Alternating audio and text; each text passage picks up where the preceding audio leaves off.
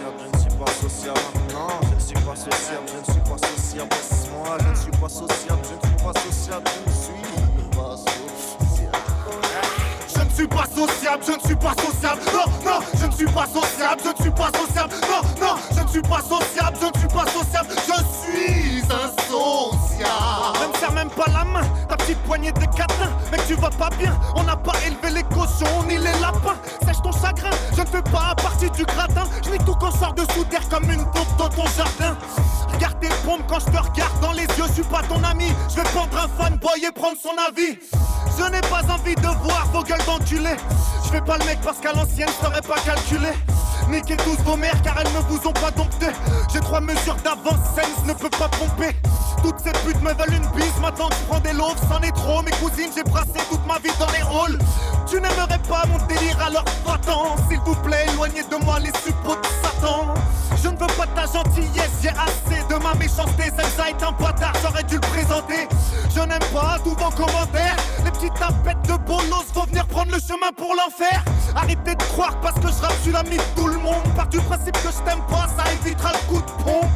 Est-ce que j'ai l'air d'avoir envie de discuter? Le jour où j'ai essayé de me parler, on s'est disputé. Je ne suis pas sociable, je ne suis pas sociable. Non, non, je ne suis pas sociable, je ne suis pas sociable. Laisse-moi, je ne suis pas sociable, je ne suis pas sociable. Cherche pas, je ne suis pas sociable, mon cerveau désossable. Je viens d'un univers où tu ne mets pas les pieds pédés. Je ne joue pas avec des pions qui regardent pas les dés. Sans l'adrénaline montée quand tu viens me checker. Au milieu d'une meute de hyènes, aucune chaîne vient me guetter. Arrête de croire que t'as les épaules tout droit sorti des halls. Fais l'homme, je vais te rappeler qui t'étais à l'école. Un petit blanc bec sorti de Jean Moulin. Fais pas le malin, j'ai la sagesse des anciens. Ne serre pas ma main. 2325 civières. Les anciens disent que les morts traînent avec nous autour du cimetière. Demande aux jeunes Messi qui est le vrai nazi. La grenasique dégoupillée, les MC peuvent rester assis. Ils peuvent dire que l'usine n'est pas présentable, pas très rentable. Remballe ta paluche sale, je suis pas fréquentable. Arrêtez de croire qu'on est des poteaux. Je m'en bats les couilles de ta vie, ça se voit à ma gueule sur les photos. Je suis loin d'être gentil avec tout le monde, je vais pas m'excuser. Le rap s'est jamais fait baiser, je suis venu le dépuceler. J'ai une crotte de rime dans le nez, je vais éternuer. Mais tu ne bats pas, salut. Je ne suis pas sociable, je ne suis pas sociable.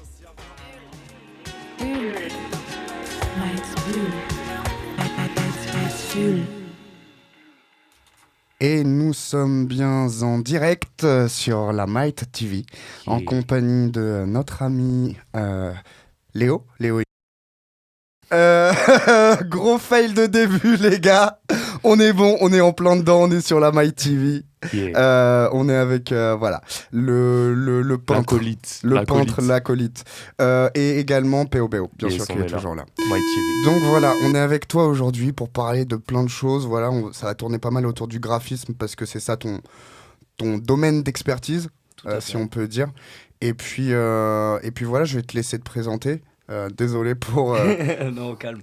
Pour avoir flingué l'anonymat. Bah du coup moi c'est Léo Sox de mon Blast Graffiti, Sox comme la chaussette, tout simplement. Alors je m'écris Sox SOX SOKS selon l'humeur, le jour, la nuit, l'été, l'hiver. Donc voilà, peintre montreuillois depuis 2011. Et puis voilà, on fait les choses. Ok. Et du coup, c'est quoi? Moi, j'aimerais bien savoir, parce que voilà, ton outil majeur, c'est quand même la bombe, on va dire. La bombe de peinture, la pression. Et comment dire, c'est quoi ton premier contact avec ce monde-là, avec cet objet-là, si tu peux nous en dire quelques mots. Bah alors le premier contact, on va dire déjà, il est visuel, c'est-à-dire que moi je suis né à Montreuil, qui est une grosse ville multiculturelle, artistique. Après dans la rue c'est une ville de graffiti, de street art, mais surtout de graffiti, vraiment la peinture dans la rue. Donc effectivement même la première approche elle a été visuelle quand j'étais gamin, hein. Après je m'en rendais pas forcément compte, je comprenais pas vraiment ce que c'était, mais ça m'a tout de suite intrigué de mes yeux de je sais pas 8, 9, 10 ans. Après à savoir que j'ai aussi mon oncle et mon cousin qui ont fait du graffiti avant moi. Dans les années 80, après mon cousin lui plus dans les années 2000. C'est de famille un peu tout ça. Voilà, c'est vraiment un truc, c'est dans le sang, c'est dans les gènes quoi. Mais vraiment la première approche personnelle, ça a été les murs de ma ville quoi. Ça a été les premiers blasts, ça a été les visions MCZ, les UV, les TPK, les 5T1K, enfin voilà, plusieurs groupes, plusieurs crews différents en fait qui avaient ma rave, qui avaient peint toute ma ville. Et donc du coup, moi de mes yeux de gamin, je vois tout ça. Et après, la première personne, en fait, bien avant que je m'intéresse vraiment au graffiti, ça a été Espion, un graffeur montreuillois qui lui est plus spécialisé dans la fresque, qui fait vraiment du portrait, qui fait du paysage, mais aussi beaucoup de lettrage, avec un style très old school. Lui, il a commencé en 83, 84, il me semble. Yes. Et en fait, c'est une première rencontre via ma mère, en fait, parce que j'étais je sais pas, je dois avoir 9-10 ans, donc j'étais très timide. Et il était en train de peindre en bas de ma rue une grosse fresque. Et ma mère, elle m'a dit, bah tiens, on va aller voir monsieur qui fait de la peinture. Moi, j'étais super gêné, super timide. Et au final, le mec, tout de suite, il m'a dit, voilà, je rencontre le premier graffeur de ma vie. Ça a été vraiment Espion en réel, quoi. Okay. Et donc tout de suite, il m'a dit, voilà, ça c'est du graffiti, c'est de la peinture sur mur, ça te plaît? Je fais, ouais, ça me plaît. Il me fait, bah vas-y, dessine. Voilà, c'est parti de là. Il t'a filé une bombe? Non, il m'a pas filé une bombe, mais il m'a dit de commencer dessiner déjà. Voilà, t'as un pseudo, ouais, j'ai un pseudo, bah vas-y, dessine à fond, fais des lettres, dessine des lettres, fais des couleurs, des trucs. Et puis bah voilà, après c'était parti dans ma chambre étant gamin. Après il y a plusieurs aspects, c'est-à-dire que quand je suis arrivé au collège, tout le monde au collège avait un sac Ispac avec du Tipex dessus, avec écrit Montreuil, MSB, 9300, Slipknot, Nirvana, tout ce que tu veux. Et donc du coup moi je suis arrivé, comme tout collégien, tu commences à dessiner sur ton Ispac, puis après sur la table, puis après sur la chaise, puis après dans le couloir, puis après dans les chiottes, et puis après c'est parti de là, quoi. T'as un blast, t'as un pseudo. J'ai eu plein de pseudos au début qui voulaient rien dire, des trucs de gamin, un peu pseudo de site internet, forum ou quoi. Ouais, normal. Et c'est parti de là en fait, vraiment, c'est juste parti d'un délire de gamin. Et puis après je me suis dit, putain, en fait tout ce que je vois dans la rue c'est exactement ce que je suis en train de faire, sauf qu'il faut que je le mette dans la rue, mais comment ça marche, tu vois? C'est quoi? C'est de l'acrylique, c'est du pinceau ce qu'ils font les mecs, le procédé t'intéressait aussi en plus du résultat final, quoi. Ouais, voilà, c'était vraiment la technique en fait. C'est comment ils font les mecs pour grimper les murs, pour faire des trucs aussi hauts, aussi gros, aussi forts, aussi beaux. Et après, la première rencontre avec la bombe de peinture. Parce qu'au tout début, je taguais les horodateurs et les poteaux dans ma rue au marqueur que j'ai acheté aux puces. Yes. Après, c'est parti dans les terrains vagues de Montreuil. À l'époque, en 2009-2010, il y avait encore beaucoup de terrains vagues et d'endroits en friche. Et donc, moi, j'avais l'habitude de prendre mon petit vélo et d'aller avec des potes faire des conneries là-bas. Tu fais du feu, tu lances des cailloux sur les vitres et tout. Tu galères. Voilà, tu galères. Street life, mon gars. Terrain d'aventure, ouais. Ouais, et puis, il y a un jour, je me souviens, ça, c'est une rencontre assez incroyable. C'est la première fois que je touche une bombe de peinture. C'est une bombe de peinture qui traîne au sol dans un terrain vague. Et elle était, je me souviens très bien de la gueule de la bombe. Elle était rouillée, vraiment, elle était rouillée. Elle était hardcore. Elle avait vécu, je sais pas combien d'années elle était là, mais elle était là. Elle avait pas bougé. Et je l'ai ramassée. Il manquait le bouchon dessus, le caps. Okay. Et je fouille dans le terrain. Évidemment, tu trouves tous les caps que tu veux. J'en mets un sur la bombe. C'était en plein été, il faisait super chaud. J'appuie sur la bombe, ça fait un trait chrome, donc argenté. Et là, la bombe, elle, littéralement, explose en fait dans ma gueule parce qu'il devait faire 40 degrés. Elle était à la chaleur depuis, je sais pas, peut-être 10 ans, tu vois. Et elle m'explose à la gueule. Enfin, il y a eu un pas comme ça, un peu. Et je me suis retrouvé, en fait, la gueule pleine de chrome, quoi. Donc, vraiment, je voyais plus rien, j'étais aveugle. Ça, c'est chaud quand même. Donc voilà, ça, c'est la première rencontre avec l'outil de la bombe. Ok. Et ça aurait pu me dégoûter, mais non, j'ai pas lâché l'affaire. J'ai fait, ah ouais, tu m'exploses à la gueule, tu vas voir. Ouais. Tu vas voir. C'est presque le défi d'appréhender l'objet aussi. Voilà, ouais. Mais tu dessinais déjà avant ça? Je dessinais pas vraiment, je faisais plus... j'ai jamais été vraiment très bon et ça m'a jamais vraiment intéressé de dessiner. Le dessin. Mais c'était vraiment l'aspect géométrique, limite mathématique de la lettre, en fait. C'est-à-dire que même encore aujourd'hui, à chaque fois que j'appréhende une lettre, je vois comment géométriquement elle est faite. C'est un rond avec une diagonale, avec une verticale, une horizontale, peu importe. Et du coup, tu fais des bâtons, tu fais des lettres bâtons et puis tu casses, quoi. Tu casses. Moi, j'ai un style très incisif, très carré, on va dire, qui fait que en fait, je casse au maximum les lettres bâtons. Pas trop d'arrondi. J'essaye de plus en plus, tu vois, aller dans l'arrondi parce que visuellement, c'est peut-être un petit peu plus charmant. Mais non, c'est vraiment le dessin de la lettre. Et encore aujourd'hui, j'ai un peu du mal à dessiner. C'est pas ce qui me fait kiffer, quoi. Ouais. Chacun ses kiffs, chacun ses délires. Hein. Et du coup, comment est-ce que tu perçois justement cette discipline, on va dire? Comment est-ce que toi tu l'appréhendes? Comment est-ce que tu l'as fait tienne? Enfin voilà, comment tu vis le graffiti?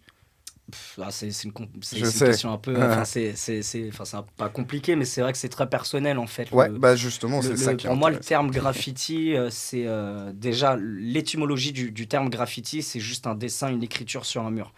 Moi, je le vois typiquement exactement comme cette première... merde.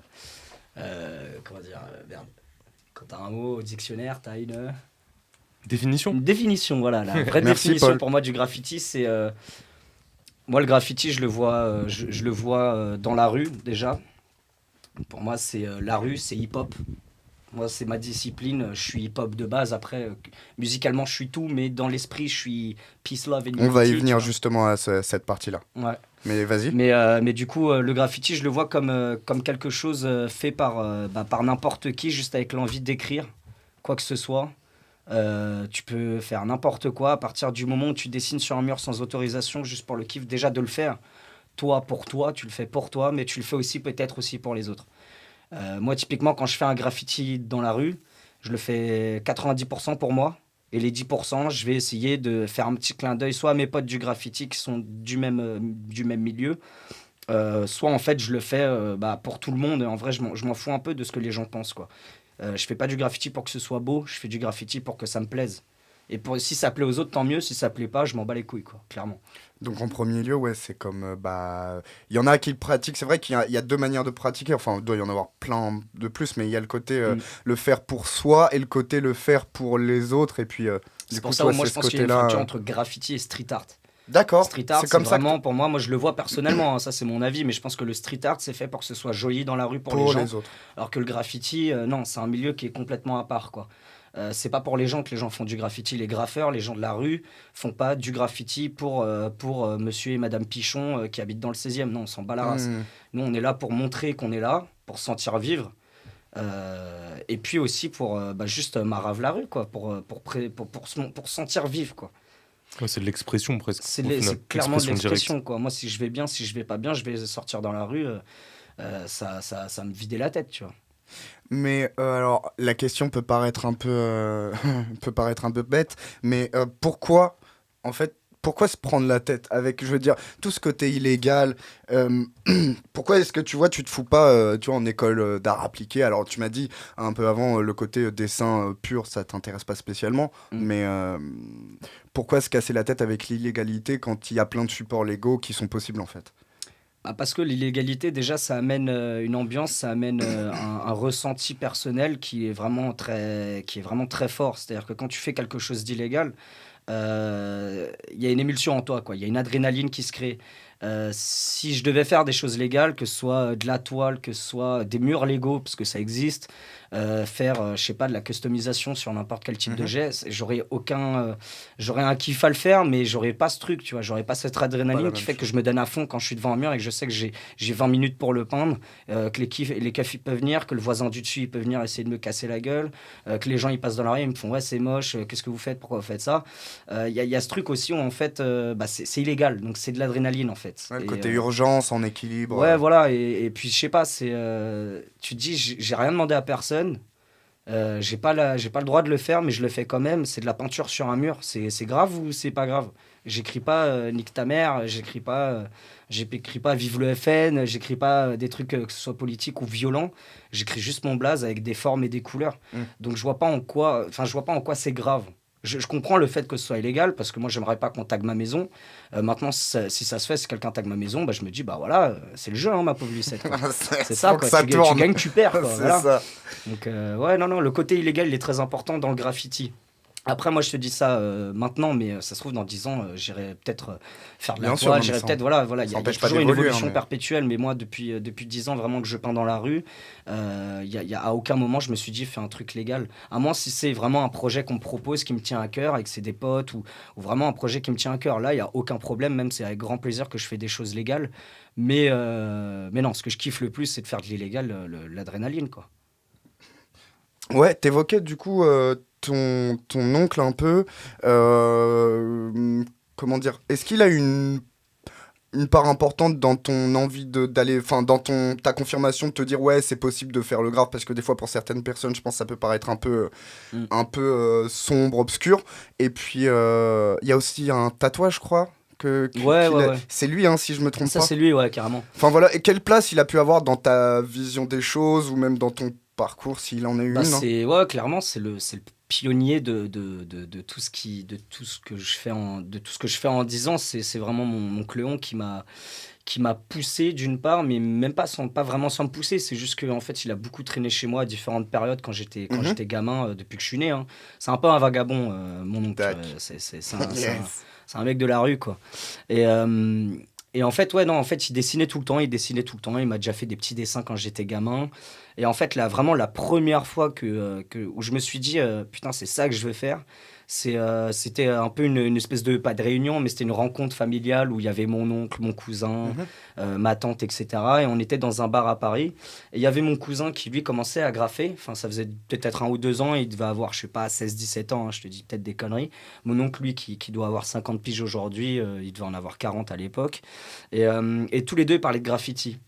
Et moi, vu que je me sentais plus proche de mon cousin, qui a 5-6 ans de plus que moi, c'était un peu mon grand cousin, tu vois. On a tous cet aspect avec le grand cousin, en mode « Ah, tu suis ton grand cousin », c'est un peu en mode « tu l'idolâtres ».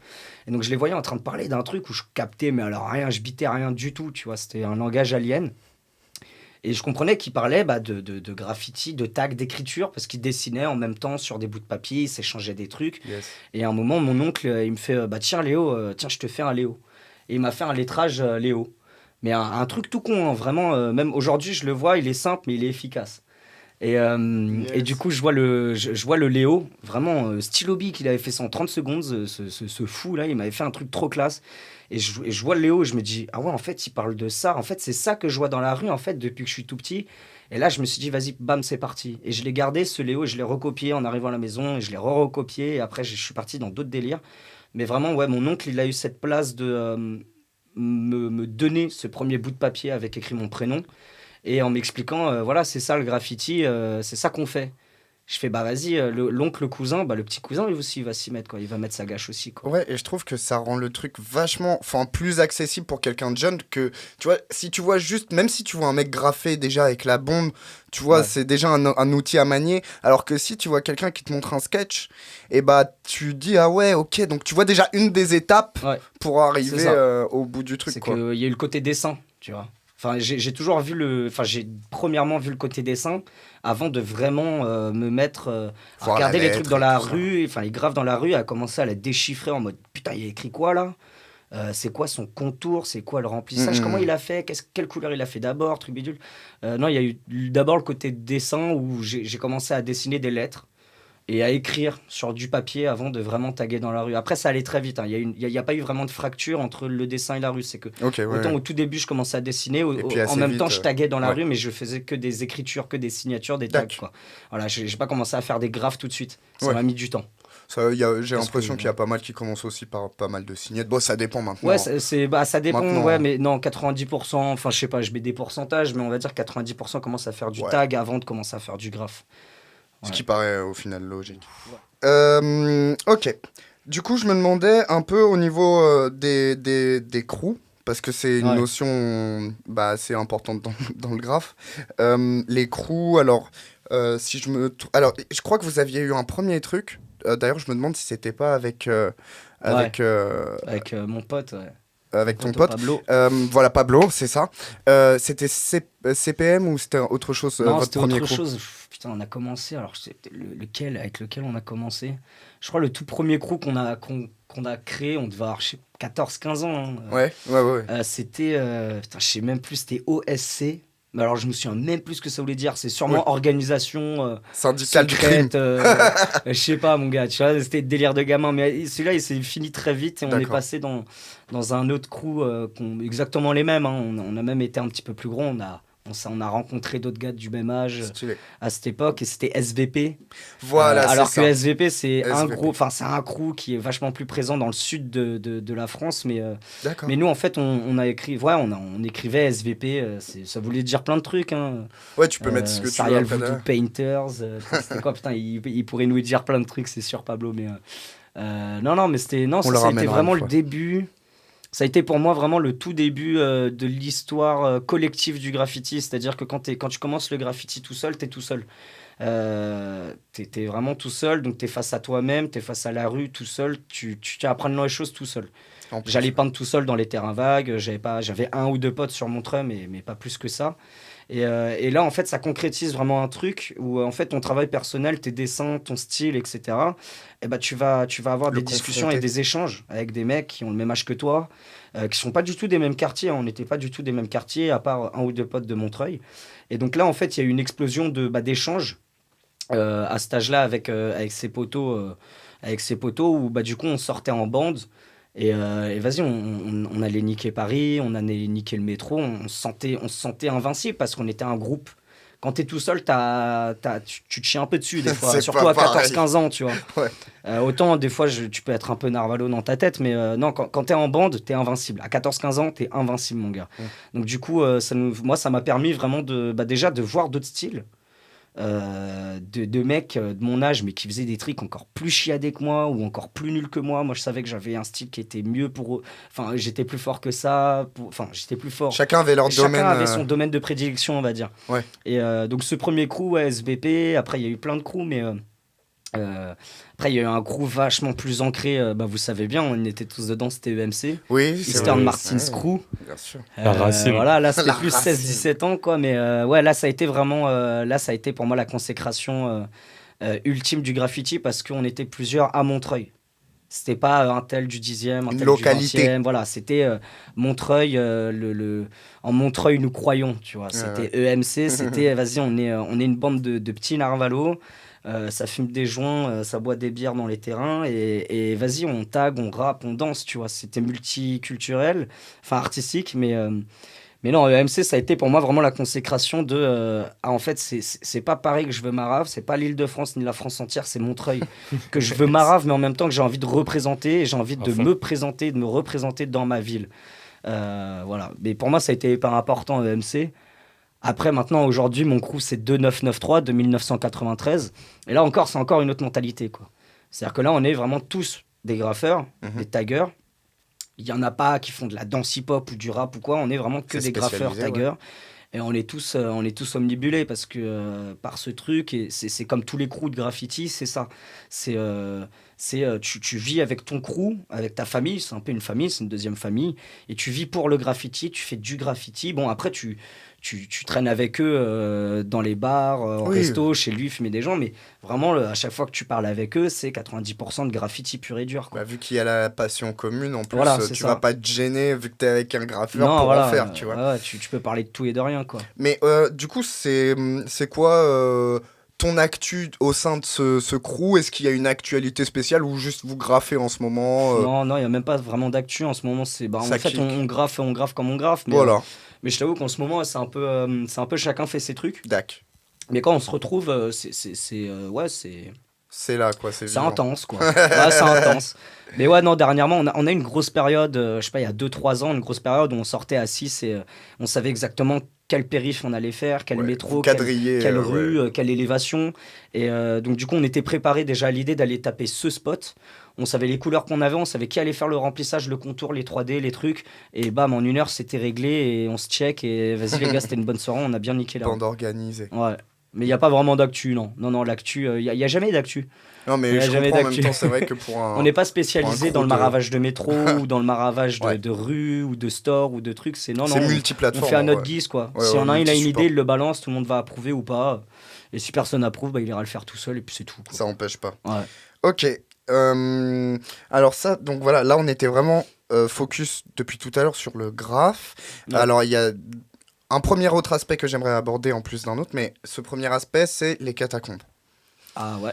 Ça te va si on aborde ce sujet? Tu peux, carrément. Du coup, c'est quoi ton rapport aux catacombes et c'est quoi le lien entre le graffiti et les catacombes? Qu'est-ce qui relie ces deux milieux? Qu'est-ce qui relie ces deux milieux? Déjà, je te réponds à la première. Qu'est-ce qui est lié à ça, quoi. Ouais, pourquoi je suis lié aux catacombes? Pourquoi j'aime les catacombes autant? Enfin, vraiment, c'est une passion. Pourquoi j'aime les catacombes? 2 choses, hein, comme le graffiti, c'est illégal, d'une première part. Et tu le fais pas pour les autres, tu le fais pour toi. C'est-à-dire que quand tu descends dans les catacombes, tu vas dans un lieu, dans un endroit qui est grand. C'est 300 km de galerie à peu près. Pour le grand réseau, hein, je parle du grand réseau qui se trouve sous Paname. Et en fait, quand tu descends dans les katas, moi personnellement, si je descends dans les katas, déjà d'une première part, c'est pour me vider la tête. C'est ma campagne. Il n'y a pas de bruit, il n'y a pas de lumière. Donc tu t'ouvres une plaque, tu fermes la plaque. C'est bon. T'es dans une pyramide, t'es dans un sarcophage de 300 km. Ensuite, donc déjà, c'est une notion de liberté totale. T'as pas de caméra, t'as pas 1000 keufs, t'as qu'une seule brigade et tu la vois pratiquement jamais. En fait, t'es maître de toi-même dans ce lieu. Autant ça peut être très dangereux, autant ça peut être un kiff et une adrénaline. Et limite, c'est de l'extase, en fait, quoi. Moi, je sais que quand je descends dans les katas solo, ou même avec des potes, mais encore plus quand je suis tout seul, je suis en mode... oh putain, liberté, allez hop, liberté mon pote. Allez hop, on va marcher, on va voir les murs, on va toucher les murs, on va se balader, quoi. Et puis il y a peu de fréquentation aussi, je veux dire, il y a un côté, en plus de la liberté, presque de... C'est comme si t'étais chez toi, enfin, un lieu qui t'appartenait. Moi, c'est ma deuxième maison, hein. Je peux le dire un peu comme ça. C'est ma deuxième maison, mais elle appartient à tout le monde. Bien sûr. Quand je suis dans les katas, c'est comme si je rentre chez moi après 3 jours de teuf et je suis en mode « Ah putain, je suis bien, merci le canapé, j'ai la cuisine, j'ai les chiottes. » Bah là, t'arrives dans les katas, t'es en mode « Ah, ça fait du bien, putain. Ah, ça faisait longtemps que je t'avais pas vu, petit mur, petite flaque d'eau. » Okay. Tu vois, il y a ce côté où tu te sens tout de suite chez toi. Enfin, après, ça, c'est moi, mais ça fait aussi... ça fait pratiquement 10 ans que j'y vais. Juste après la découverte du graffiti vraiment pur et dur, je suis allé dans les katas. Et donc, du coup, ce lien entre le graffiti et les katas, il a été assez simple. C'est-à-dire que la première fois où je suis descendu dans les katas, je ne suis pas allé tout seul. On est parti à 4 potes. Et en fait, on n'avait aucun plan. On avait juste l'indication d'un pote qui était avec nous. Enfin, le pote de pote, il n'était pas avec nous, mais il nous a dit, alors là, vous prenez ce boulevard dans le sud de Paris, il y a une plaque, alors faut trouver la plaque, faut la soulever, ensuite vous avez un trou dans un mur, faut ramper dans le trou, et ensuite vous avez un échelon de 30 mètres. Et ensuite, c'est bon, vous êtes dans les katas. Et donc, du coup, cette première approche a été assez gaulerie parce que du coup, on est rentré dans le trou, on s'est dit, bon, on est dans les catacombes. Et tu fais quoi maintenant? Tu vois, on s'est dit, vas-y, on va aller à la salle de la plage. On savait qu'il y avait une salle qui s'appelait La Plage qui était pas très loin. Ouais. On n'avait pas de carte, on n'avait aucune indication, tu vois. Puis tu te rends pas compte au début, peut-être. Alors, tu te dis que tu vas trouver un chemin. Puis même s'ils nous avaient donné des indications, genre tu vas tout droit, gauche, droite, là il y a un truc, il y a un bidule, on n'aurait jamais trouvé, gros. Et puis la lumière, vous vous éclairiez quoi? On s'éclairait avec des lampes de merde. C'est le noir total, hein. T'as vraiment aucun puits de lumière, ouais. T'as aucune lumière à l'intérieur, donc c'est vraiment toi qui crée la lumière et le son, quoi. Donc du coup on est arrivé là-dedans et pendant 4 heures on a tourné en rond, on s'est retrouvé exactement tout le temps au même endroit en mode putain mais les mecs ça fait 4 fois qu'on passe ici, on fait quoi? Venez on utilise cette galerie, on a fait ça et on s'est perdu, on est ressorti, on a retrouvé la sortie, alléluia. Et là on était les maîtres du monde. Pour une première approche en vrai heureusement qu'on était 4. Parce que si on avait été que 2, on se serait chié dessus, on se serait dit vas-y on y retourne plus. Ah ouais, non, t'es choqué quand tu ressors de ça, tu vois. C'est vraiment un moment où on se disait mais les mecs on va crever ici, tu vois. Alors qu'en fait non, c'est pas vraiment possible, mais bon. Mais du coup voilà, après moi je suis ressorti des katas cette première fois et je me suis dit vas-y j'y retourne la semaine prochaine. J'y suis retourné avec 1 ou 2 potes, après plusieurs fois, etc. Et en fait la toute première fois du coup que je descends, le premier truc qui m'a fait kiffer, c'est déjà, t'es dans des galeries, t'es dans des tunnels, c'est crade, c'est humide, t'as de la pierre, c'est pas très, très charmant, c'est pas très sexy, quoi, comme endroit, quoi. Mais ce qui m'a flashé dans la gueule, c'est qu'il y avait plein de tags, beaucoup de signatures, très peu de graffiti. C'est que par la suite que j'ai découvert qu'il y avait des endroits, effectivement, avec beaucoup de graffiti, mais c'est l'histoire. C'est que je suis arrivé là-dedans et j'ai vu des blases de graffeurs, ça faisait 30 ans qu'ils avaient arrêté de graffer. Et leur tag était encore là. Moi, j'avais juste vu des photos dans des livres ou sur Internet. Et là, tu vois le tag, tu vois le graphe et tu te dis, le mec, il y a 30 ans, il l'a fait. Il est toujours là. Putain, mais c'est incroyable. Et tu vois des blases comme ça, tu vois même des blases de potes à toi, enfin des grands que je connais de Montreuil. J'ai vu leurs blases, mais ça se voyait que c'était pas leur style. C'était leur style d'il y a 20 ans, tu vois, ou il y a 10 ans. Et tu te dis, ouais, putain, mais en fait, cet endroit, c'est un musée, quoi. Exactement ce que j'allais dire, un musée. Ouais. Le côté musée, ouais. Et voilà, moi, la première approche, ça a été de voir des tags et des signatures sous terre que je n'aurais jamais pu voir à la surface parce qu'ils n'existent plus. Et là, je me suis dit, mais attends, non, mais là, c'est OK. Déjà, le lieu me fait kiffer. En plus, il y a des tags et des graphes qui sont là depuis perpète. Et en plus, j'ai vu qu'une partie des 300 km. J'ai même pas vu 1 kilomètre. Ah, mais alors là, j'y retourne la semaine d'après. Et j'ai fait ça pendant 3 ans. Pratiquement, j'y allais tous les 2 soirs, même tous les soirs pendant une semaine. Enfin, j'ai eu des périodes vraiment cette période pendant 3 ans, j'ai fait que faire les catacombes pour le côté graffiti, mais aussi parce que j'ai découvert vraiment le milieu des catacombes, la cataphilie, donc cette espèce de microcosme, cette micro-société qui est en fait exactement la même à la surface, sauf qu'elle est souterraine. Et c'est pas des gens qui y vivent, hein. C'est des gens comme toi et moi qui descendent le week-end ou en semaine pour kiffer ce lieu, pour kiffer l'ambiance, pour l'architecture, l'histoire de France, parce que tu as toute l'histoire de France. T'as des comment dire, il y a des graphes qui datent d'il y a 200 ans. T'as des graphes, t'as des sculptures, t'as des salles, t'as le bunker allemand, l'ancien bunker nazi de la Seconde Guerre mondiale, t'as un bunker résistant, t'as énormément de trucs en fait dans les catacombes, t'as le cimetière, t'as les ossuaires. À te dire qu'il y a autant de Parisiens morts sous Paris qu'il y en a à la surface. Ça, c'est quand même un truc assez glauque, mais en fait, c'est putain d'excitant. Enfin, moi, en tout cas, ça m'excite, quoi. Je vais pas te dire que ça va me faire bander, mais tu dis, putain, c'est chambé, doucement, il y a des enfants qui écoutent hein, sûrement. Je déconne. Mais non, c'est... Voilà. Après, ça a été la découverte des catacombes et du milieu des katas. Mais je lis les deux. C'est liberté, quoi. T'es là, tu fais ce que tu veux. Hein. Ok. Donc, assez intéressant, tout ça par rapport aux catacombes. Et du coup, tu parlais de microcosme tout à l'heure. Ouais. Mais enfin, tu parlais du mot, mais il y a aussi un collectif. Ouais, il y a un collectif dont je fais partie. Du coup, on s'appelle Microcosme. Notre crew, c'est Microcosme, le terme Microcosme, qui tout simplement, si je dis pas de conneries, là, veut dire micro-société, quoi. Un microcosme, c'est une petite société. Et en fait, ce collectif Microcosme vient typiquement des catacombes, c'est-à-dire que ça a été des rencontres assez dingues d'ailleurs, assez complètement par hasard pour la plupart. Dans Microcosme, on est grosso merdo entre 6 et 8, voire 10, mais vraiment le noyau dur, on est 6, 7, 8, quoi, vraiment noyau dur. Et on s'est tous rencontrés via les catacombes ou alors de potes, mais on a tous eu cette passion qui sont les catacombes. Et on se serait jamais rencontrés si on n'avait jamais traîné dans les katas et si on s'était jamais rencontrés de façon hasardeuse, tu vois. Et donc en fait, on a complètement des mentalités de base qui sont très différentes. On est tous issus de milieux sociaux, de familles, de quartiers de Paris qui sont très différents. Mais au final, on s'est tous retrouvés pour une seule et bonne passion, c'est le kiff de faire de l'exploration souterraine. Et aussi, de par cette exploration souterraine, de se retrouver... Et on est jeunes, on aime la techno, on aime la musique, on aime l'art, on aime le spectacle, on aime le graphe, on aime la peinture, on aime la danse, on aime tout ça. Venez, on fait des teufs, quoi.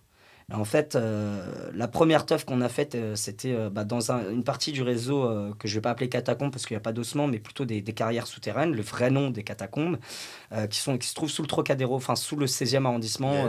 Voilà. Et en fait, on s'est un peu tous rencontrés là-dedans et c'est là où ça s'est concrétisé et on a fait une teuf. Qui a été le lancement aujourd'hui depuis 4 ans. C'est une aventure humaine où en fait ça mélange free party, c'est-à-dire qu'on est vraiment fervent de la free party, on aime tous la free party, faire la fête gratuitement avec de la techno, des caissons. Et toute la nuit. Hein et toute la nuit. Et toute la nuit, et toute la journée même après, si tu veux. Et vraiment de partager ce kiff de, les mecs, on va faire simple, hein, on va descendre des caissons sous terre, on va shipper du jus aux lampadaires ou là où on peut. Donc, par exemple, nous, en l'occurrence, c'était la RATP. On avait réussi à choper une installation électrique qui avait déjà été faite par d'autres cataphiles. On a branché des câbles. On avait le jus pendant 6 mois. Donc, pendant 6 mois, en fait, on a traîné ce réseau à mettre des enceintes, un appareil à raclette, une GameCube, du chauffage, des hamacs dans les katas. On était chez nous, quoi. On avait notre salon. Mais pour le coup, pour le long terme, ça peut être intéressant, mais je veux dire, pour des soirées, c'est pas mal d'organisation quand même. C'est énormément d'organisation. C'est de la galère en plus pour descendre, des fois faire passer dans les... Alors en fait, il y a plusieurs aspects, quoi. Il y a l'aspect logistique, donc le fait de descendre du matos. Comment tu fais marcher le matos, il te faut de l'électricité. Si tu te branches sur un lampadaire, les lampadaires, ils s'éteignent à une certaine heure, ils s'allument à une certaine heure, donc tu as un laps de temps. Tu as le côté... L'humidité. L'humidité, bien sûr, l'humidité, donc faire chauffer les machines, limite avoir un chauffage d'appoint pour chauffer les amplis, les caissons, les trucs, je sais pas. Hein. Après, ça, c'est un côté, je connais pas tellement. Il y a le côté, là, là, pour moi, c'est là où c'est le plus chaud, c'est le côté sécurité et public. Parce que les catacombes, c'est pas donné à tout le monde. Si tu as le vertige, si tu es épileptique, si tu as des problèmes de santé quelconques, si tu fais de l'asthme, ça peut être très dangereux. Les accès sont très galères la plupart du temps. C'est genre, c'est des trous dans des murs et tu rentres un par un. C'est pas wap chouap, il y a une porte et tu l'ouvres. Ouais, et puis non, la plupart du temps, même 90% du temps, c'est une plaque d'égout. La plaque d'égout, elle peut faire entre 60 et 120 kilos. Donc, va soulever, fermer la plaque à chaque fois qu'il y a 10 personnes qui rentrent. Si tu as 200 personnes à rentrer, tu le fais 20 fois. Enfin voilà, il y a un côté très... Là, c'est éprouvant, quoi, l'organisation de ça, j'imagine. Mais c'est une organisation, nous, la première, on a mis, je sais pas, peut-être 3-4 mois à l'organiser vraiment pour que ce soit carré. Et tout s'est très, très bien passé parce que justement, on avait une bonne organisation. Après, le truc, c'est que t'as beau avoir une organisation au top du top, c'est ça le kiff de la free party et aussi dans les katas, mais en général, la free party, c'est que t'es jamais sûr. Plus, les flics peuvent débarquer n'importe quand. Nous, ça arrivait plein de fois dans les katas, justement, ils sont débarqués dans les katas, ils sont débarqués à la surface au moment où on faisait rentrer des gens. Donc, on avait 2 accès, donc il fallait faire le jeu du chat et la souris, courir entre 2 plaques. Donc voilà, non, c'est un aspect qui est chiant, mais qui est tellement cool. Enfin, qui est tellement bon, en fait. Tu dis, putain, j'ai teufé les catacombes du 16e ou n'importe quel endroit souterrain. Tu dis, tu fais chier personne te fait chier parce que tu es sous 20 mètres de terre, 30 mètres de terre, et juste, tu fais la teuf, tu fais la fête libre. Et les gens, surtout le public, il est en mode... même encore aujourd'hui, j'ai des gens qui me disent « Putain, la dernière, elle était incroyable, mec. Cool. Mec, j'ai jamais fait ça de ma vie, c'est trop insolite. J'ai jamais fait une teuf pareille, tu vois. » Et ça, c'est pour moi le plus gros kiff. C'est de te dire que tu as fait kiffer peut-être une centaine, 200 personnes qui sont venues pour ça, quoi. Une expérience, quoi. C'est une putain d'expérience, ouais. Déjà, les catacombes, en soi, c'est une expérience. La free party, c'est une expérience. Alors, les deux mélangés, bam, t'as tout gagné, quoi. Puissant. Ouais. Ok, et du coup, pour toi, parce qu'on a un peu évoqué cette notion, mais la notion de liberté, pour toi, en fait, ça se résume en fait, ça pourrait se résumer aux catacombes ou non, pas vraiment. Si, clairement. Ouais. Le lieu, les catacombes, c'est pour moi une notion de liberté personnelle. Enfin, personnellement, c'est une notion de liberté. Là, récemment, quand je descends souvent parce qu'il y a un événement, parce que j'ai des potes qui organisent un truc, que ce soit une petite soirée ou une grosse teuf. Mais je descends plus comme il y a 8-9 ans où je descendais tous les 2 jours pour explorer, pour peindre aussi, mais pour découvrir, parce que j'ai eu les plans assez vite. Et donc, quand tu as le plan des katas, tu vois des trucs, simple, tu vois écrit sur le plan ce truc, tu te dis, mais c'est pas possible, faut que j'aille le voir, ce truc. Je suis complètement... Mais je suis névrosé, là, t'en 30, tu vois. Vraiment, tu ne penses qu'à ça. Quoi. Moi, ça a été vraiment un truc omnibilé. Enfin, j'étais omnubilé par ça. Et puis là, t'as fait ta phase d'exploration. Voilà, il y a la phase d'exploration. Donc, j'étais plus au début dans une quête de recherche de lieux et de sensations, plutôt que ce sentiment maintenant qu'à chaque fois que je descends, c'est juste pour être libre. Être libre de faire ce que j'ai envie de faire. Bon, je fous pas la merde non plus, hein. Je pose pas des bombes, je chie pas sur les murs, enfin, sauf avec mes bombes. Mais je pisse et chie sur les murs picturalement. Mais non, c'est vraiment une notion de liberté où quand je sature, je descends dans les katas, je ressors des katas, et quand je prends le métro après, pour rentrer chez moi, après 9h, 10h, 11h, 20h de kata, je regarde les gens dans le bus et j'ai ce sourire de mec très niais, tout pâle, tout crade, tout plein de terre limite, et je suis content. Et les gens ils me regardent un peu chelou en mode c'est qui ce jeune chelou? Et moi je la regarde en mode mais tu sais pas toi, mais tu sais pas, ça fait 20 heures je kiffe ma meilleure vie, toi tu vas au taf. Fight Club. Ouais, il y a un petit côté comme ça. C'est Fight Club.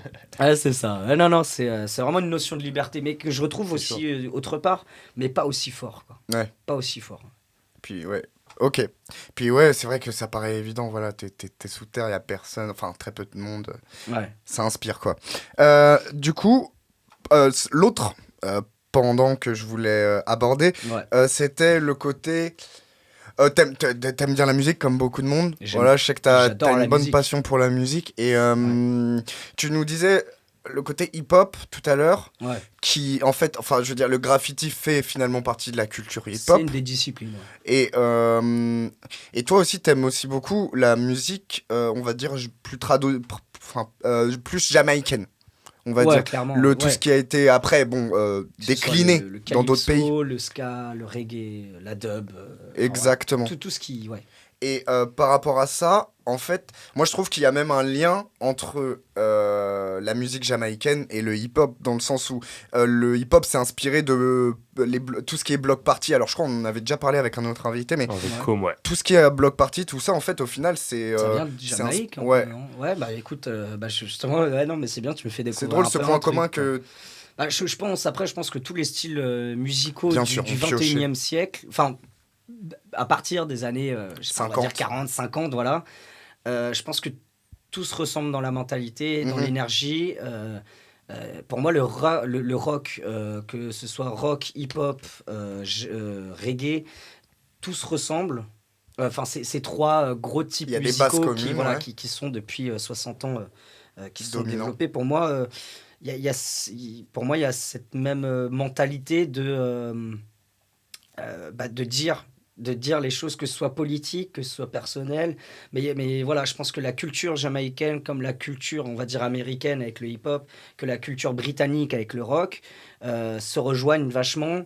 Où le rock, c'est hip-hop, le hip-hop, c'est rock, le reggae, c'est hip-hop. Enfin, tu vois, c'est un peu compliqué. Enfin, c'est un peu non, mais c'est le côté musique contestataire que tu trouves que contestataire, c'est un point commun, en fait. C'est contestataire, moi, c'est ça qui me fait vibrer, en fait. Okay.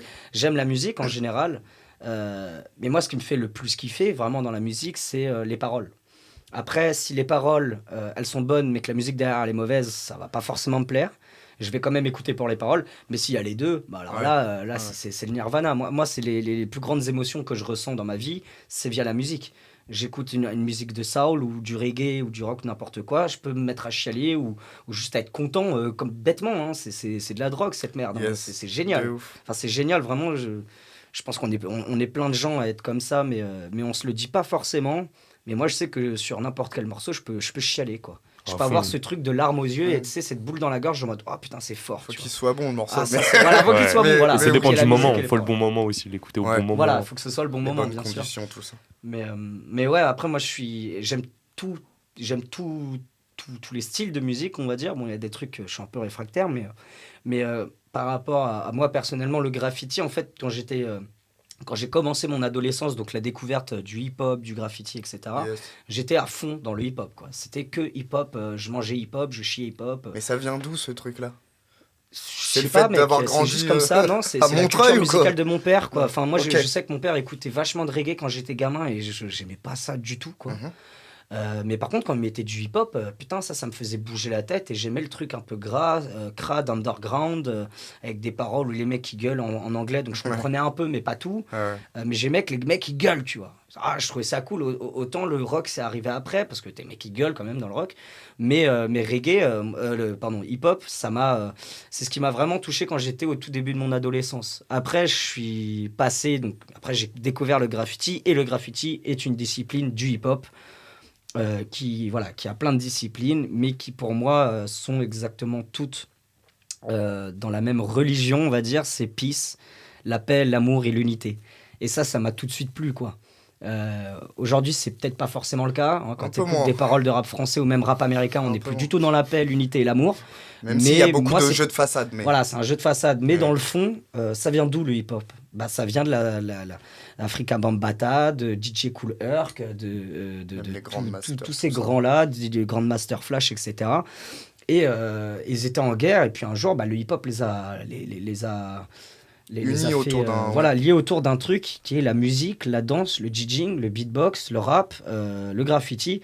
Et boum, et ça c'est tellement beau, tu vois. Enfin vraiment, moi ça me donne des frissons de me dire que putain ça a permis d'arrêter peut-être une certaine guerre, on va dire, à cette période. Après je l'ai pas vécu cette période, mais de ce que j'ai compris et de ce que j'ai appris, voilà, c'est ça. Sûrement que ça a évité beaucoup de monde de s'entretuer. Hein, exactement. T'as raison, je pense. Hein.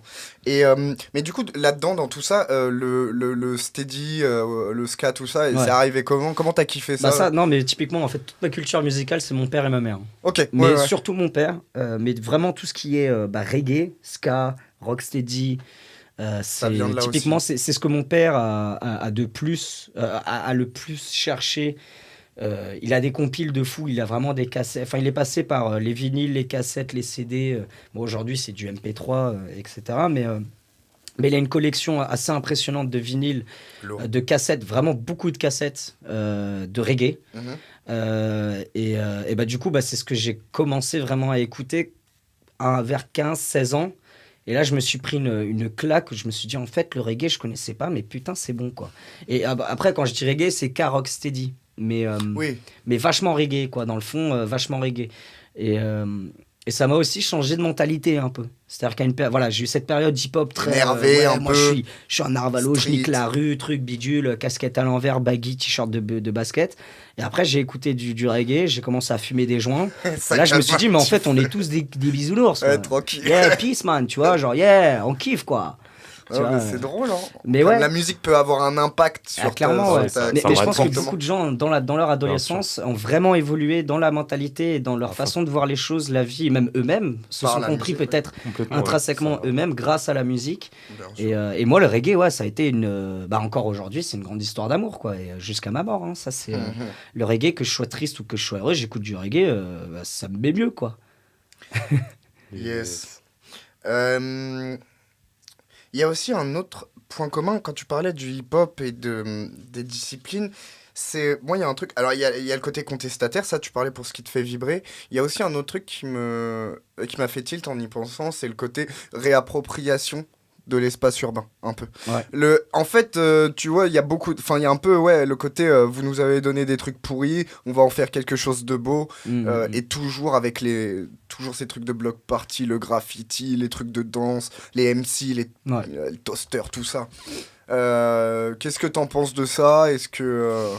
après, ça fait partie du côté hip-hop ou pas ? Côté hip-hop, je sais pas, aujourd'hui, qu'est-ce que ça veut dire, le hip-hop, tu vois, aussi, mais non, je pense que... je pense que y a le graffiti est peut-être né en France. Après, je parle du côté un peu parisien, etc. Est né du fait peut-être d'un ras-le-bol. D'un ras-le-bol où t'es né entre les HLM avec que des murs gris, des gros blocs de béton sans couleur, c'est morose, c'est moche le gris, quoi.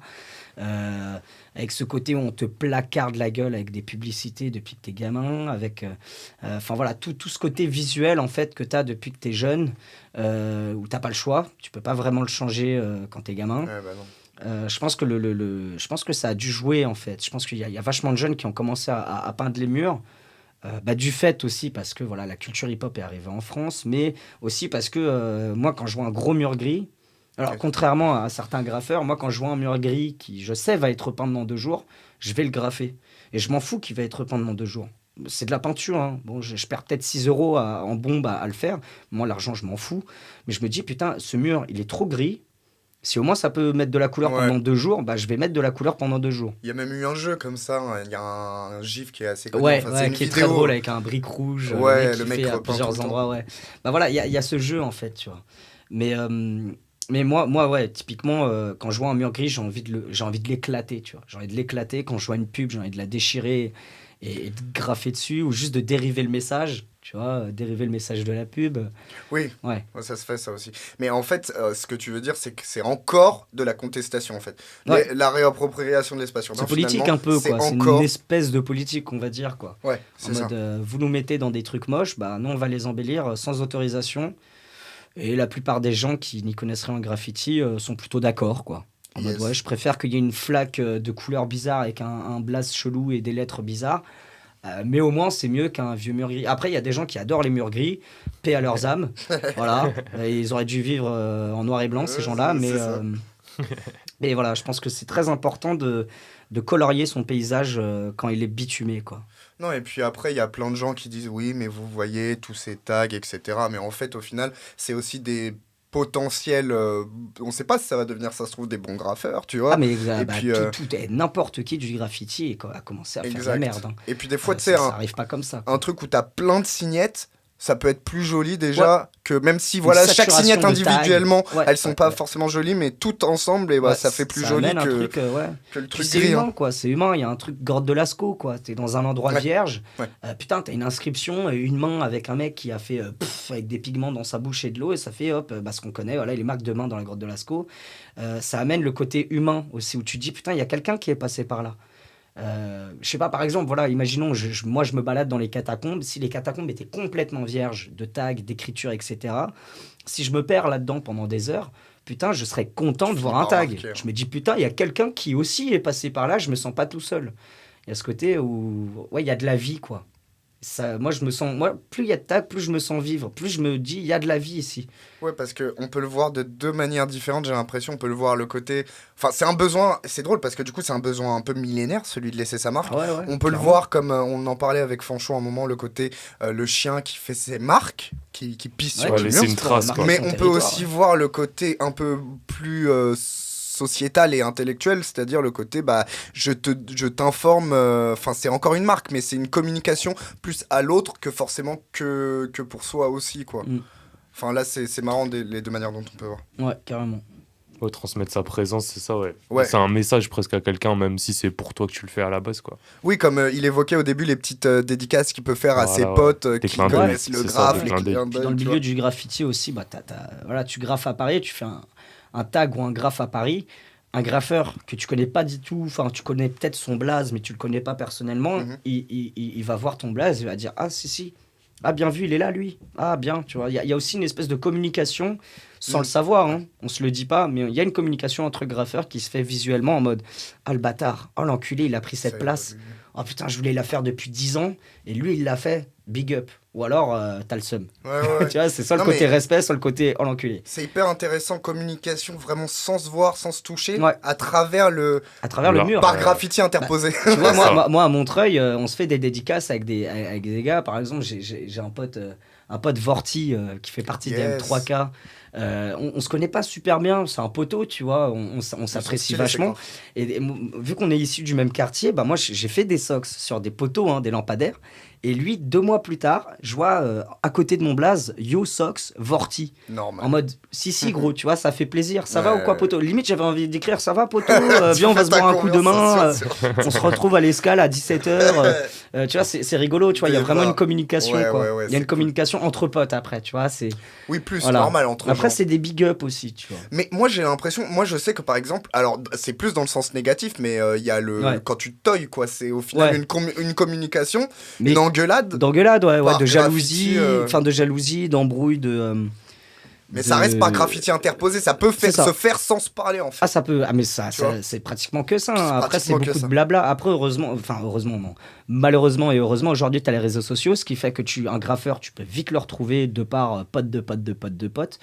Mais avant qu'il y ait des réseaux sociaux et qu'on puisse communiquer via Internet et que ce soit si facile, les mecs, ils ne s'échangeaient, ils se toyaient, donc ils avaient des guerres de tags que sur les murs, quoi. Et ça se balançait des messages carrément en mode rendez-vous à ce terrain-là, ce jour-là, à telle heure, on va s'enculer, tu vois. On va s'enculer. Ouais, ça peut être ça aussi, hein, attention. Hein. L'amour. Non, mais je te jure, des fois, t'as des graffeurs, tu te demandes dans quel... Bon, on va se squeezer là-dessus.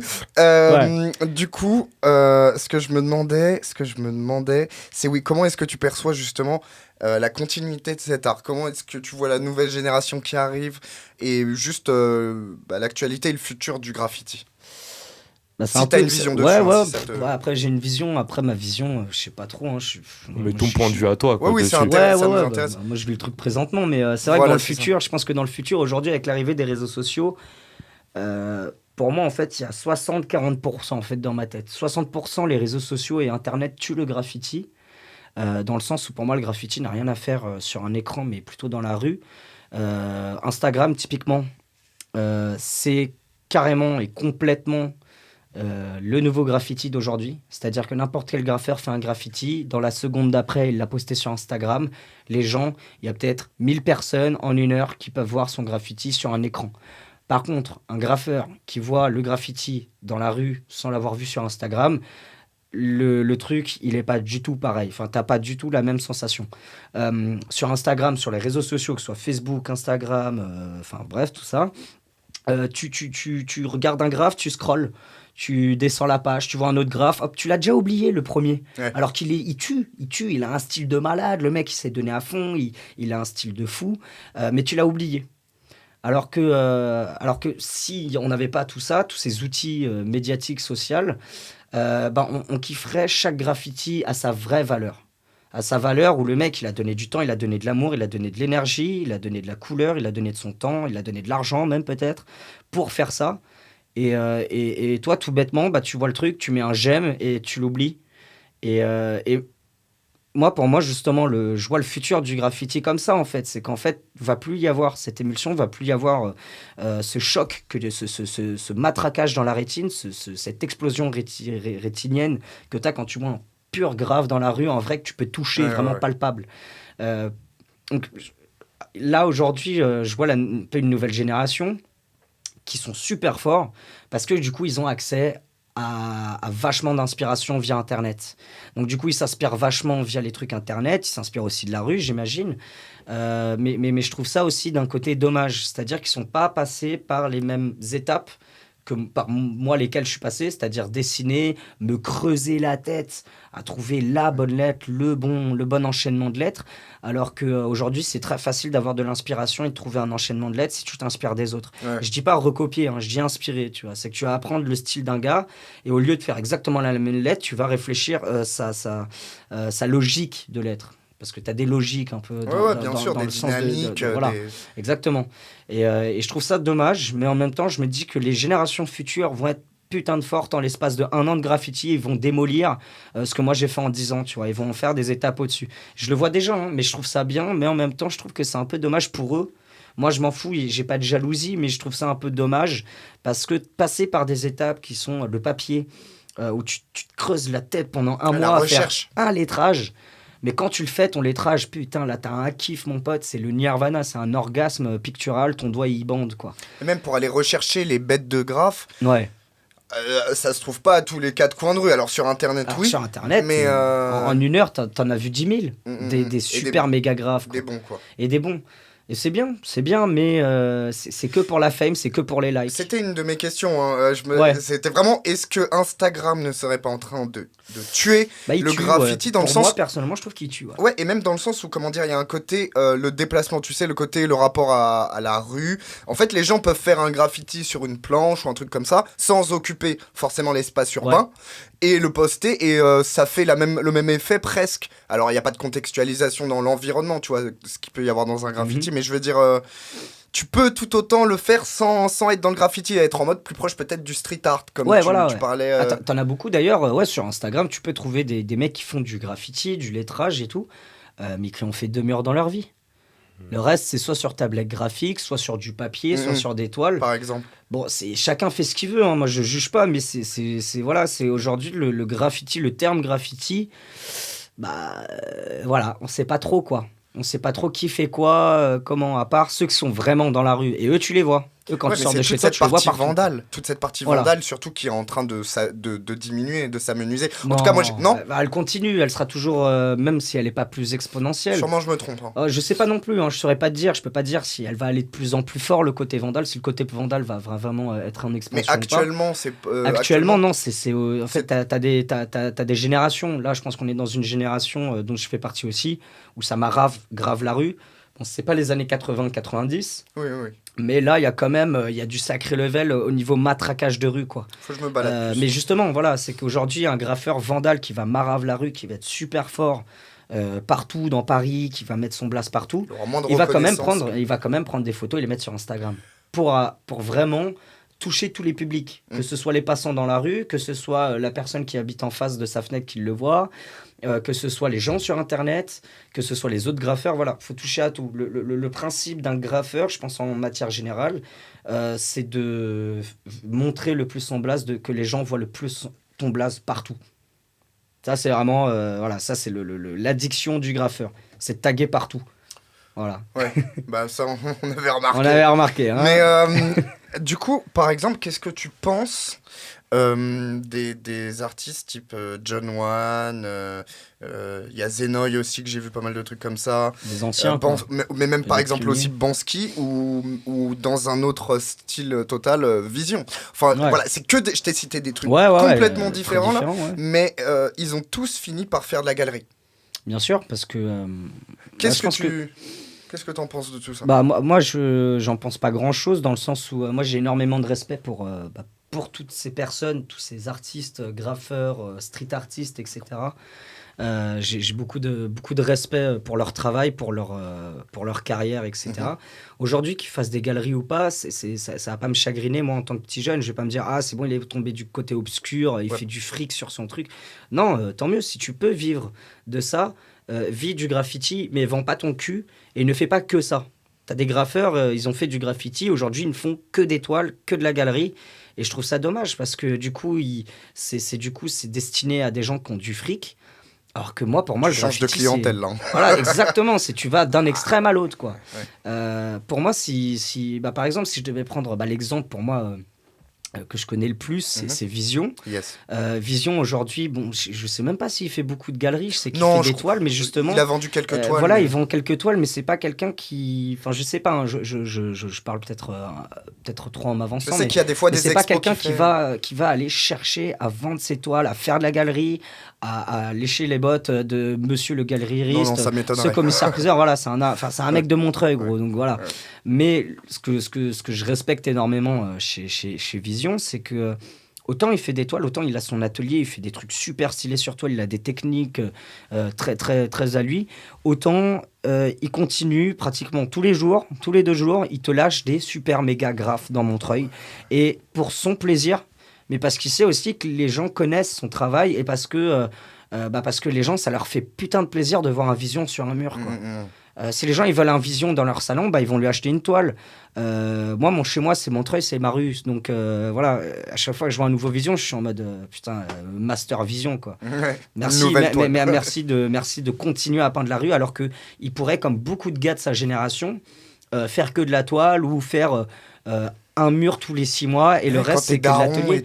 Après je dis ça, je crache pas dessus, c'est-à-dire que aussi la toile, les supports que tu vas ensuite vendre ou amener en galerie, c'est aussi hyper intéressant. Ça perdure dans le temps.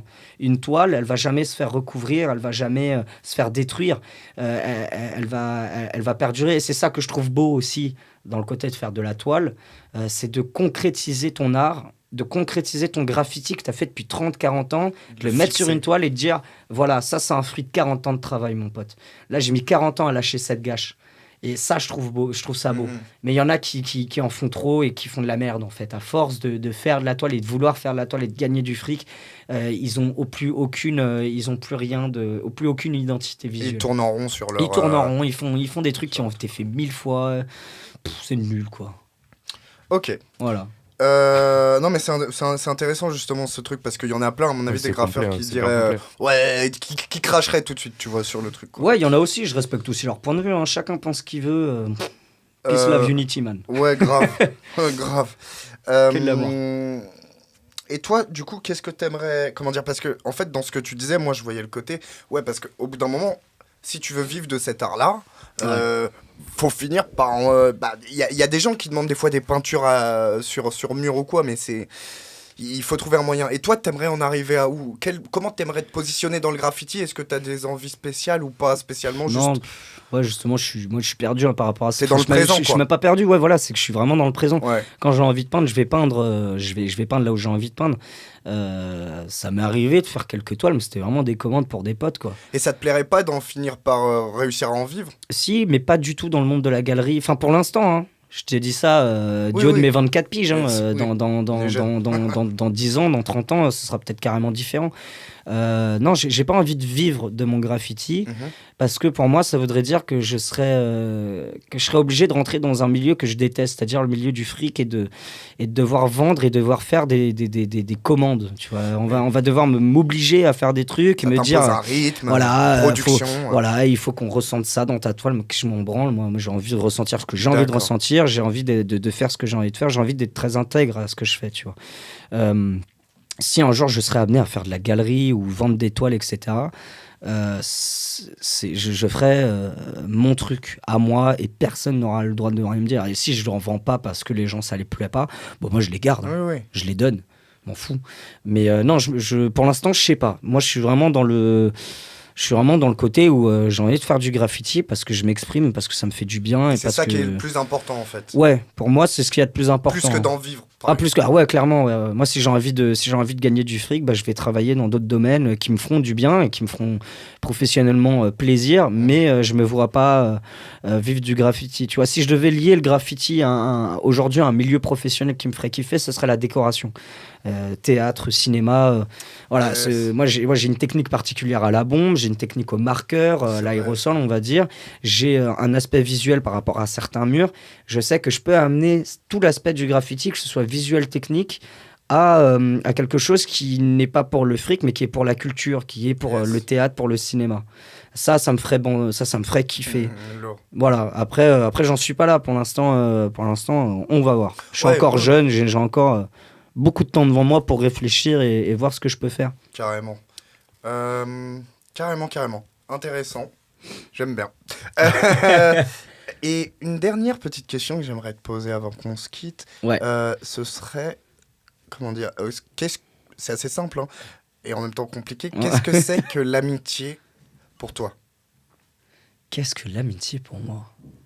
Waouh, c'est fort ce que tu dis, Dim. Mais oui, tu le sais. Qu'est-ce que c'est l'amitié ? L'amitié, c'est les parents, c'est la famille que tu choisis. Donc c'est des gens, des êtres humains déjà. Enfin, ça peut être une amitié aussi canine ou féline, mais non, l'amitié pour moi c'est ce qu'il y a de plus beau. C'est un amour qui n'a rien à voir avec un amour amoureux sexuel. C'est un amour en fait où juste tu partages et tu vibres, tu rigoles, tu pleures. T'as des expériences de vie avec des amis. Et pour moi, c'est une des choses les plus fortes et les plus importantes dans la vie, c'est d'avoir des amis. C'est de pouvoir s'entourer de gens qui, n'importe quand, n'importe où, seront là et avec qui tu peux parler de tout et de rien, sans aucune limite, sans aucun tabou, qui vont jamais te juger par rapport à ce que tu fais, à moins que ça aille dans des cas extrêmes, mais pour moi, l'amitié, c'est compliqué, gros. T'as déjà dit pas mal de choses. Mais c'est une aventure. L'amitié, c'est une aventure de vie. Et aujourd'hui, je pense que j'ai les meilleurs amis du monde. Après, je pense que tout le monde se dit ça, mais je suis entouré de beaucoup de gens. J'ai beaucoup de bandes de potes différentes. Et qu'est-ce que je suis putain d'heureux avec ça, parce que je sais qu'à n'importe quel moment, je peux appeler un tel ou un tel, ou lui, elle. J'ai des amitiés très différentes, des degrés d'amitié, on va dire, aussi très différents, parce que qu'est-ce que c'est un ami ? Est-ce que c'est ton meilleur ami ? Est-ce que c'est juste quelqu'un que tu as vu une dizaine de fois et qui tu as une bonne affinité ? Mais dans tous les cas, c'est une rencontre et c'est du bonheur, l'amitié, quoi. C'est du bonheur. C'est bon de s'engueuler avec ses potes, mais qu'est-ce que c'est bon de se réconcilier avec ses potes ? Tu vois, c'est comme quand t'es amoureux d'une meuf ou d'un mec, peu importe. Tu t'engueules, après tu baises et la baise, elle est bien, tu vois. Elle est intense parce que c'est la réconciliation. Après, tu peux ne jamais t'engueuler avec quelqu'un, tu peux ne jamais t'engueuler avec un pote et c'est tout aussi kiffant. Enfin, voilà. Mais l'amitié, c'est une des meilleures sensations que tu puisses vivre dans le monde, avec l'amour et quand tu fais pipi, caca et manger. Voilà, c'est des bonheurs humains qui sont simples. Moi, faut que j'aille dans le pipi, caca. Mais non, mais voilà, c'est des bonheurs humains et merci la vie d'être en vie. Merci Dieu si tu existes. Grand big up à toi de nous avoir amenés sur cette terre parce on vit des belles choses ici. Et merci à Dim et merci à Paul, merci à Might TV. Merci de faire ce que vous faites et vous êtes des potes depuis longue date et jusqu'à la fin de notre vie, je pense qu'on sera de bons potes et ça changera pas. Vous êtes pas dans la merde, les mecs. Bon, lourd. Il va falloir me supporter longtemps là. On va se quitter avec un petit son qui j'espère va te plaire. Et c'est parti, vas-y. Et j'espère va plaire aux auditeurs. C'est parti. Might TV, un scandale.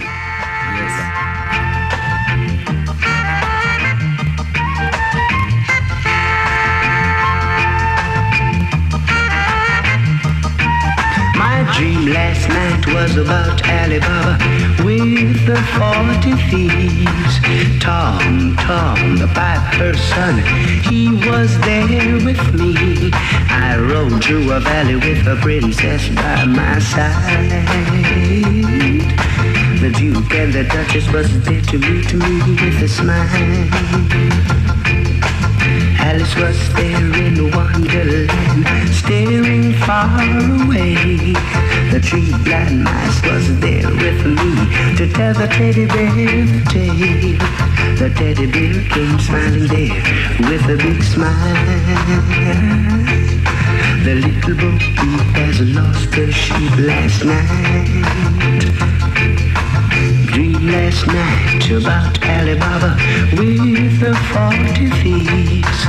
Tom, the piper's son, he was there with me. I rode through the valley with the princess by my side. The Duke and the Duchess did the reggae last night. Et on revient vers vous d'ici 5 minutes, le temps de faire un petit changement de plateau. A tout de suite sur MyTV avec Julieta.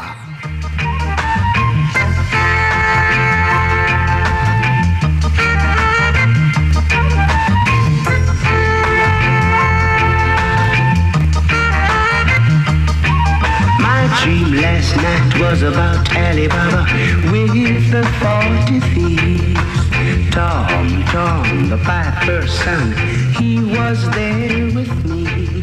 I rode through the valley with the princess by my side.